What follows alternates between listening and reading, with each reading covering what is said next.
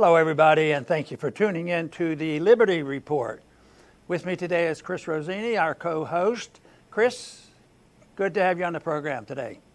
It's great to be with you, Dr. Paul. Thank you. Very good. And we're going to be talking about a subject that I've talked about for a few years. Matter of fact, it was significant. It's a significant subject that actually teased me into getting involved in politics because I was looking for a way to talk about the issue. This has to do with monetary policy, but it specifically has to do a very, very significant single event occurring August 15th, 1971. And that was a big night. It was a Sunday night, and that was when Nixon came in with an emergency announcement. I don't think it was planned, but it was late Sunday night, and he had not real long, probably 20 minutes, to explain why he had to close down the whole system that wasn't working very well and close the gold window and change monetary policy.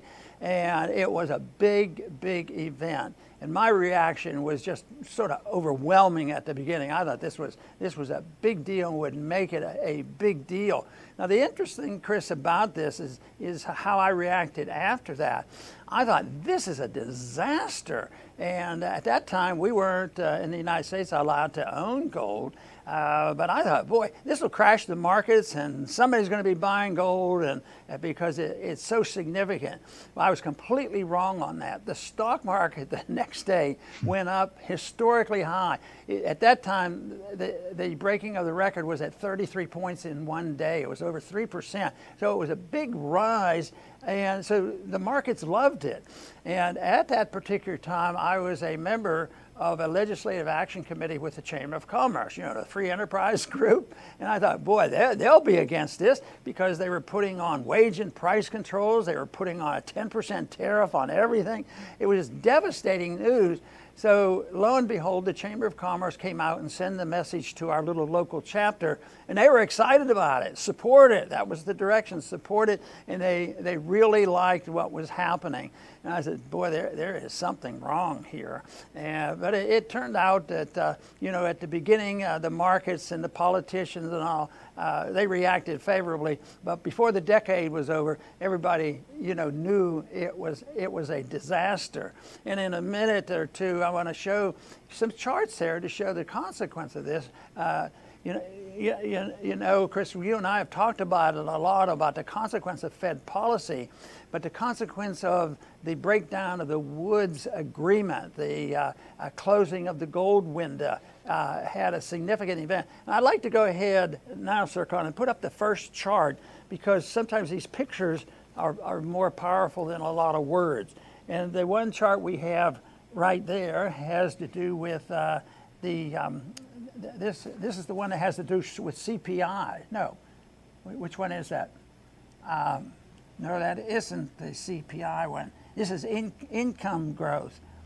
Can you see the top line, the blue line for me, is 90% of the population. And guess what? And the arrow shows you 1971. This is when that big event occurred. And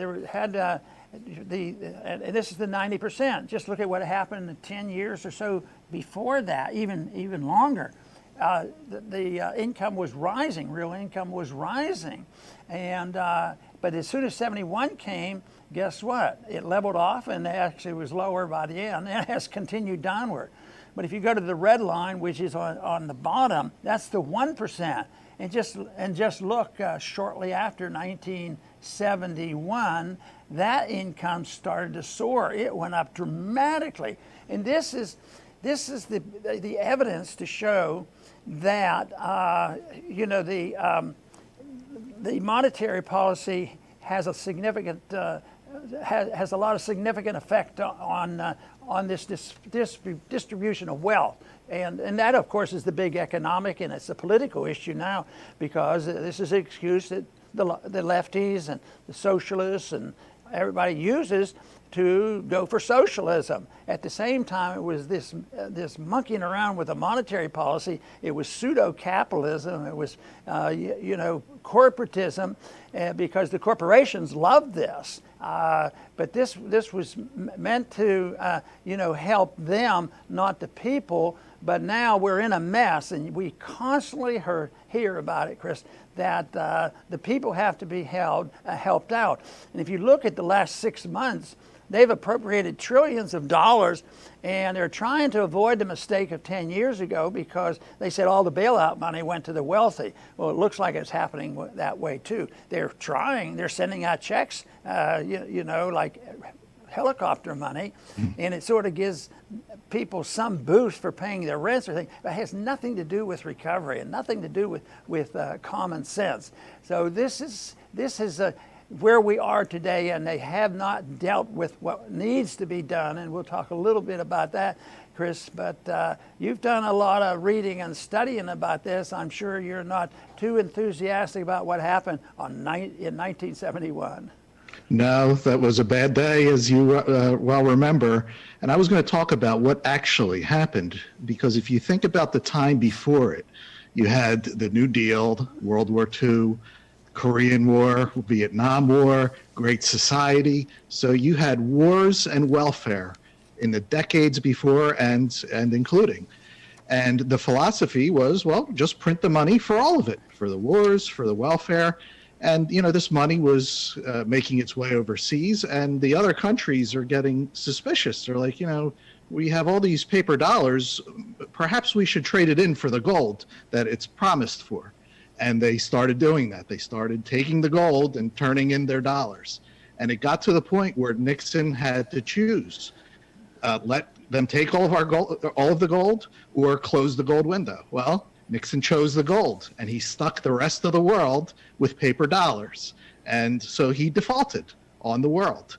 And the United States has been printing, like you said, gangbusters ever since, in quantities that are now unbelievable, with 3 trillion printed in 3 months, government debt skyrocketing to almost 27 trillion. So ever since 1913, America has been first jogging, then running, and now it's sprinting to economic and financial disaster. When you go back and read the speech that Nixon gave that night, it's ironic on what the promises were, because they were exactly opposite, of what happened and what you should have expected. But he was saying that the main reason he had to do this was to promote peace and prosperity, be able to have prosperity without war. Well, if anybody looks back at Nixon's foreign policy, after he won the election in '68, in order to stop the war, 38,000 Americans still died. And there was no peace at that time, and there was no prosperity. They just what he did there ushered in a whole decade of stagflation, where they were figuring out, what's this stagflation? How can you have a weak economy and prices going up? Well, it's explainable if you look at monetary policy. So he was bragging about this, and some of the things he did, it didn't take a lot of common sense to figure it out, because the first thing he said, he promised the people, this is an emergency. This is just temporary. We're going to reopen the gold window soon, and we'll take off all these taxes and this sort of thing soon. So immediately they said this would be a temporary thing. And he did it to make the dollar strong and protect our interests. Well, it did exactly the opposite. Actually, we were losing the status. We didn't collapse the whole issue of the dollar standard as the reserve currency, but it really indented it, and that's an ongoing process. They're still trying to undo the dollar. And he also said that he was doing this to stop the speculators. Speculators are always the problem. People whose sense of what's wrong. So if you say, well, what they're doing is crazy, I think I'm going to go out and buy some gold, and the dollar price of gold goes up. Oh, it's the speculators. They caused it. So he was doing that, and he also, played the role of stopping the corporations from making money. So it was just the same typical, political speech and demagoguing, and it was just filled with nonsense and misdirection. But they put a 10% import tax. Anything we imported, there was going to be a 10% tax on it.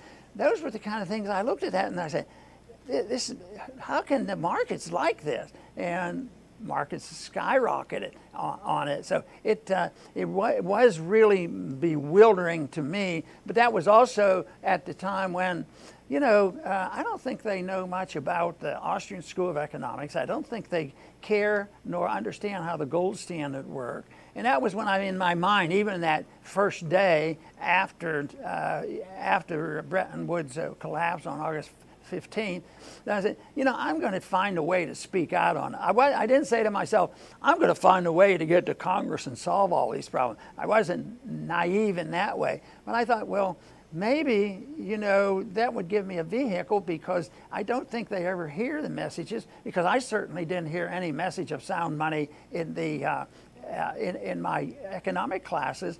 At the same time, there were groups that were teaching other things. There were Austrian economists out there, and there was a lot of anticipation in 10 years, even before that, in the 60s. There was a lot about why this would collapse, and it was good to buy gold shares and different things like that. There was an understanding, but certainly not in the policymakers, and they, as far as I was concerned, they were going in the wrong directions, and before you knew it, I think they started to realize that they had a mess on their hands.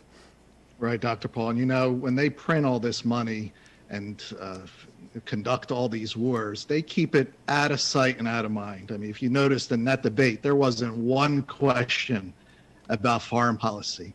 The empire that has bankrupted our country, there wasn't one question about it. And just because we don't get a bill in the mail doesn't mean that we can just, that's out of sight, out of mind. Who cares about that? The beauty of their criminal system is that you don't get a bill in the mail. You see it in other ways, how you're paying. You'll see it in rising prices. You'll see it in a lower standard of living. There's not enough money at the end of the month. That's how you're paying for all of their wars and their welfare. The only ones that get a free lunch out of this are the people that print the money and, the people that are in their orbit, the politically connected corporations, the politically connected people. They're the ones that get this new money. They go out and spend it. And the rest of the American people, it's at their expense. And they're kept in the dark about everything that goes on. And that's how we pay for it, with a much lower standard of living that will continue to go down the longer this goes on. At that time, Nixon even passed out a few freebies trying to stimulate the economy. But that was always the thing. The responsibility was on the government to get us out of the trouble. That certainly was the difference with the New Deal versus 1921 Depression, that the government got too involved and prolonged the Depression, and that just made things much worse. And this is what they did, and they continued to do it, and yet things got much worse. And they did that, and when the next big recession came with the NASDAQ bubble, they did the same thing. They pump a lot of money, and then, of course, in 2008 and 9, a lot more money. But now it's a lot more money, and they're dumbfounded.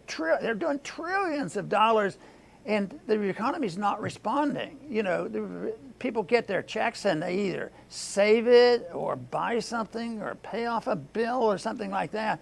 And what they don't understand, in spite of all the power of government and all the ability to print money, what they don't have is the ability to tell people what to do. There's still a human action that is uncontrollable, and that is what was leading up to this mess, because the people were acting and understood what was happening. So they realized that they were acting in a certain way, and they did not know what to do about it. And a saying that came up with this, printing all the money. It's certainly true today.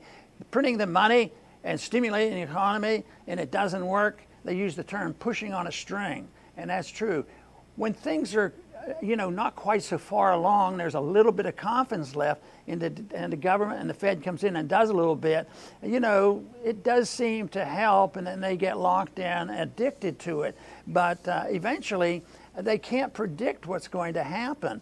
So this is why they're dumbfounded right now. You know, and they're going up, 27 trillion dollars of debt, and it used to be, and they still believe that, you know, you have to spend the money. They wouldn't do it if they didn't believe this was the answer, but that's all they have, and they really believe that they can control the action of individuals, and they really can't. And I think there's a couple real reasons for that, because what happens when you get rid of any token effort to define the unit of account, like they had a token definition prior to the closing of the gold window, because the dollar was backed internationally at $35 an ounce. It was convertible by foreigners at $35 an ounce. So there was a little bit of control there and with definition. But when that is erased, there's no definition of money, and then there's no restraint on creating money. And then also what they add on to this is they need more mismanagement, tinkering around, minute management. That's what they've been doing, especially for the last 10 years, where, well, all we have to do is, yes, the market might not let the interest rates go down to 0%, but we'll make them down to 0%, and that'll, you know, fix everything. So they artificially lower the interest rates and think that is going to stimulate it. But by eliminating the unit of account and no definition, by eliminating the price of the money, the interest rates, introduces the impossibility of allowing good economic decisions to be made. Occasionally somebody's going to luck out and say, hey, I made a big deal. I got my check and I did this and that. But no, overall, the mistakes will be made. Governments can't do it. Federal Reserves can't do it. They don't know what the interest rate should be. And this was dramatic. This dramatic detachment from the marketplace and the money supply and the money and the interest rates since 1971 gives you the charts that we showed there. You know, the CPI goes up, cost of living goes up, people suffer. Unfortunately, the poor people suffer more than the rich. Unfortunately, it leads to runaway government spending, runaway deficit, and then it leads to social conflict and problems, you know, class conflicts. And look at it, we have it in the streets. We have more people living, you know, on the streets, and the slums are growing, and more friction and fighting going on. That is predictable. People expected that. And it's not going to go away as long as we have people in government and people controlling in a monopolistic way the money supply and interest rates. It's not going to be solved. And that is why the medicine should be given, and that is allow the correction to occur. The market is saying we have to have a correction. We have to solve these problems. We have to solve the problems of too much spending and too much control of the economy and too much control of interest rate. But the problem is it's too painful, and they're not going to do it. And that's the sad part, because there's a lot of understanding about exactly how this came about. It was very predictable, and there were things that we could do. But to challenge right now the spending and say, well, you know, Ron, do you believe that we really ought to have a balanced budget? Sure, I do.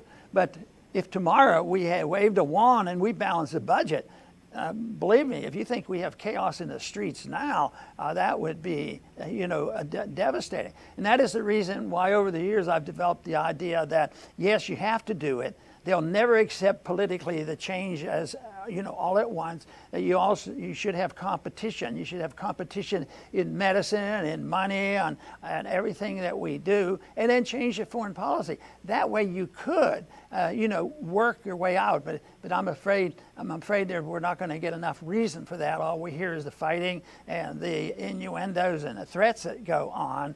But I think the good part about it is it's known exactly what good, sound economic policy is and sound money. It's been known before. It's been known in this country, but right now it's not being used, and it's not going to likely to be used. But we still have to present the alternative. That is our job, as far as I'm concerned, Chris. That we have a responsibility to present a set of rules and a set of ideas regarding money and liberty, not complicated, and it should be acceptable and received by people. Why do they want to be slaves and realize that you can't even walk out of your house without masking up and asking the government, well, can I take my mask off now? Even if there's no proof that the mask is saving this country. Matter of fact, it's this dependency on government and the willingness to just go. I think the mask is so symbolic of that.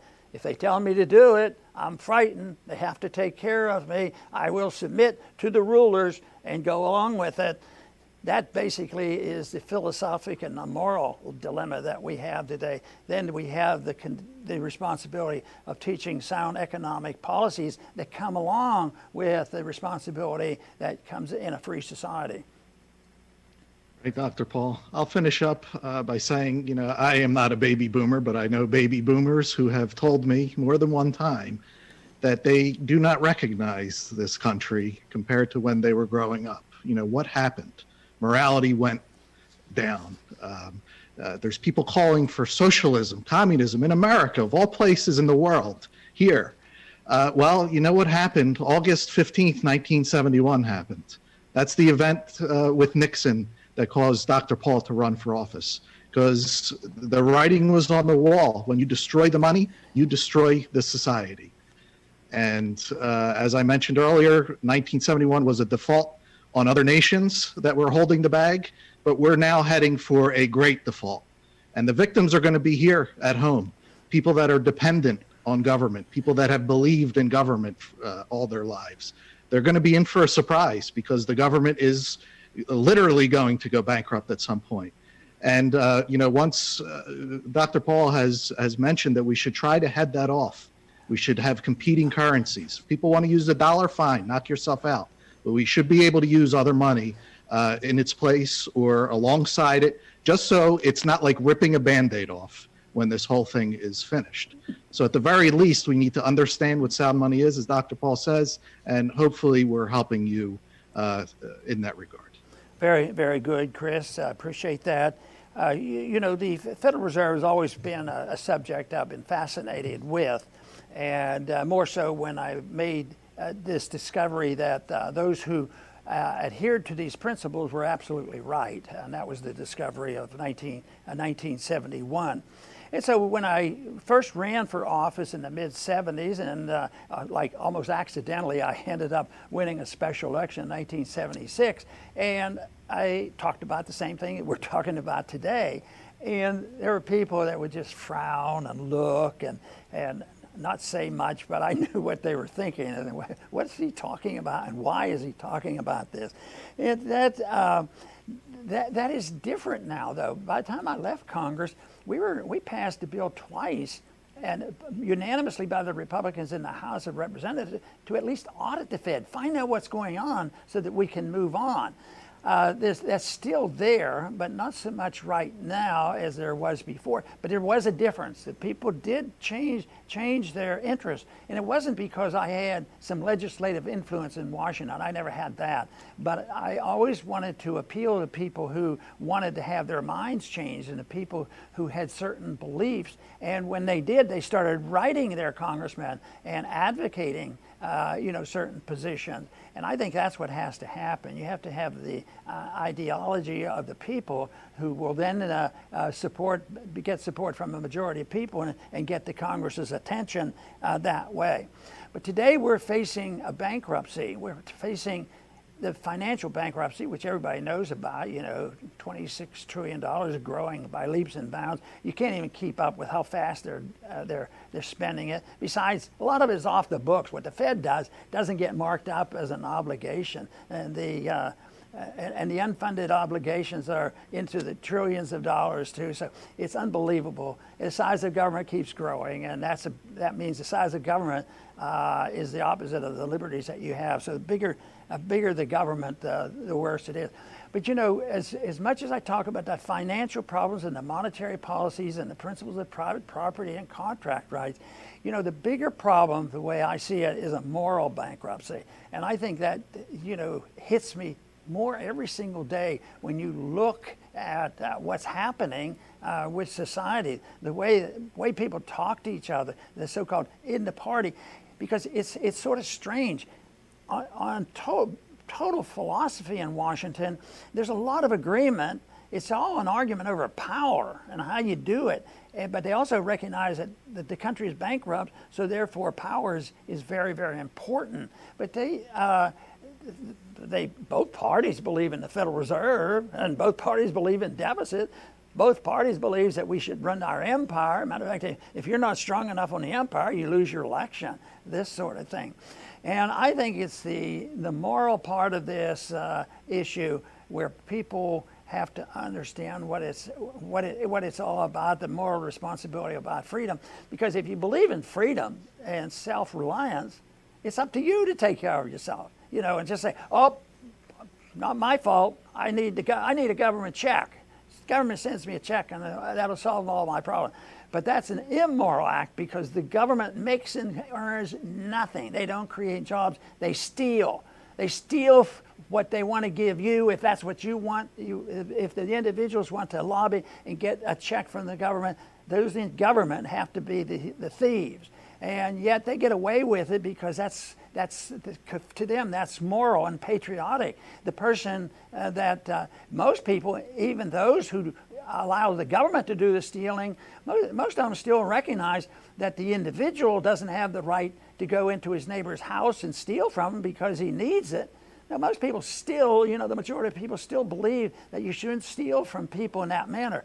But to send the government to do the stealing is an acceptable fact. If that's not reversed, believe me, it's going to get a lot worse before it gets better. But I still believe that we have to fight the battle for personal liberty and try to explain in clear terms why freedom works better. And if you're looking for peace and prosperity, that is what we have to struggle for. I want to thank everybody for tuning in today to the Liberty Report. Please come back soon.